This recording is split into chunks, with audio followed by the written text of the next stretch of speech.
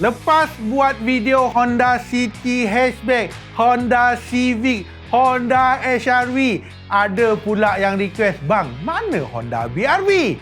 Okay, that's why aku cakap, korang minta aku cuba tunaikan. Dan untuk video kali ini, abang akan cerita tentang sebuah SUV terbaru yang dinamakan sebagai Honda N7X yang baru-baru ni kecoh dekat Indonesia, yang dikatakan model ini bakal menjadi pengganti kepada Honda BR-V.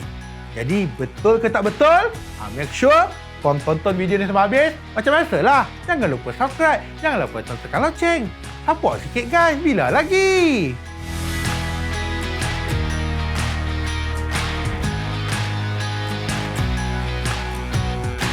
Jadi baru-baru ni sebenarnya kecoh tau, di mana Honda Indonesia dia ada memperkenalkan model konsep yang dinamakan sebagai N7X. Sebenarnya N7X ni dia adalah stand for New 7-Seater Excitement.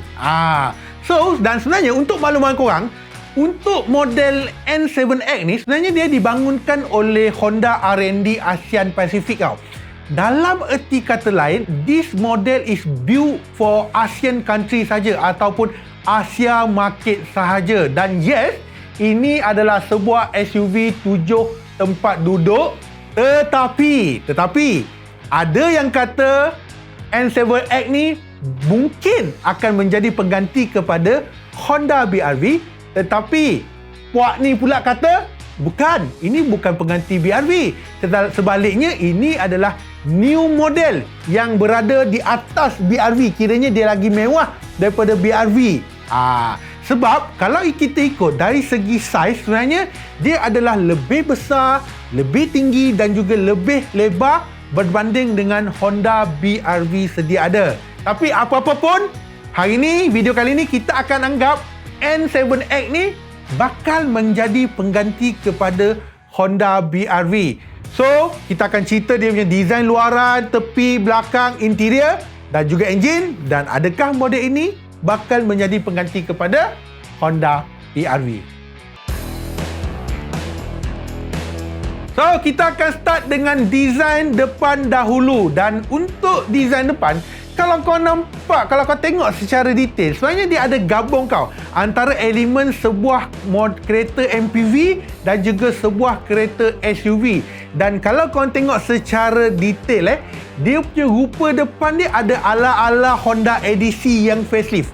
Ada tak? Nampak macam ada sikit kan? Dan dia juga ada iras-iras Honda HR-V yang baru juga, di mana kalau kita tengok dekat bumper depan, grill depan itu, dia jenis yang melintang dengan bar chrome yang melintang. Dan of course selain daripada itu, dia ada juga lampu LED dengan lampu nyalan siang berbentuk L. Dan plus orang katakan dia punya lampu LED dia adalah jenis yang memanjang, berbentuk macam plasma yang letak dekat housing fog lamp. Dan untuk bahagian bawah ni, kita dah nampak dia ada bumper hadapan bawah dengan ada kemasan skid plate juga. Bau jadi macam crossover. So, kita beralih pula ke bahagian tepi. Dan tepi ni kita tengok dekat rim. Sebenarnya rim dia nampak agak besar dan juga agak solid tau. Di mana sebenarnya dia ada dua pilihan rim, iaitu 16 inci dan juga 17 inci. Dan kita beranjak sikit ke bahagian atas dekat bahagian cermin sisi, kita dah nampak ada kamera. Yes, this model juga akan didatangkan dengan Honda Land Wash juga. Dan untuk bahagian sisi, sebenarnya nampak lebih simple tau. Tetapi ada premium look sikit. Dari mana kalau kau nampak, dia ada garisan yang timbul, dia punya shake dia tu, daripada lampu hadapan dia bawa sehingga lampu belakang. Nampak premium, nampak lagi mewah lah. Dan of course yang itu, part outfit adalah lebih kepada aerodynamic. Okay? Dan seterusnya kita pergi pula, kita dah nampak dia ada kemasan cladding juga. Tetapi cladding ni adalah lebih nipis kalau kita nak dibandingkan dengan Honda BR-V yang sedia ada. Okey? Bahagian belakang pun sama juga. Lampu dia kau nampak, lampu berbentuk L-shape juga kan. Dan selain daripada tu, bumper belakang ni tu pun agak sporty lah bagi saya untuk orang kata tonjolkan dia sebuah model BR-V yang baru. Memang cantik.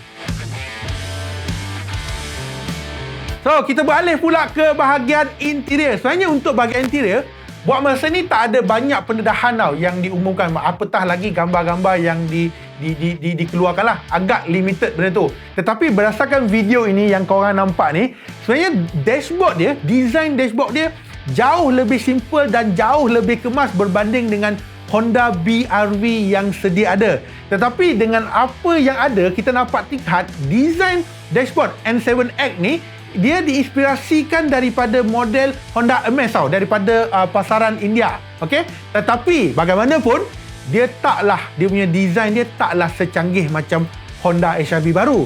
Tetapi of course dia adalah nampak lebih better berbanding dengan Honda BR-V yang sedia ada. Seterusnya, untuk ruang enjin ataupun dia punya aspek mechanical, sama juga macam interior, tak ada banyak pendedahan dibuat. Tetapi abang jangkakan ada kemungkinan dia akan carry enjin yang sama seperti mana yang digunakan dekat Honda BR-V yang sedia ada, iaitu 1.5 liter iVTEC ISOC 120 PS dan juga 145 Nm torque. Dan kalau dia nak guna enjin Honda City pun ada kemungkinan juga. Tetapi apa-apa pun, yang ini kita tunggu dalam update yang akan datang. Dan so, selepas korang nak nampak design dia, macam mana? Lawa tak? Lawa kan? It's better daripada Honda BR-V yang sedia ada. Sebab Honda BR-V sedia ada, yalah, benda dah lama kan. Dan of course, untuk BR-V, kalau BR-V, rival dia adalah macam Xpander, macam Arus, macam Rush, okay? Macam Suzuki i3 dah tak ada dah. It's okay, tak apa. Tapi ini adalah antara beberapa rival dia lah. Dan dijangkakan model ini akan dilancarkan pada tahun ini. Tetapi bukan kat Malaysia.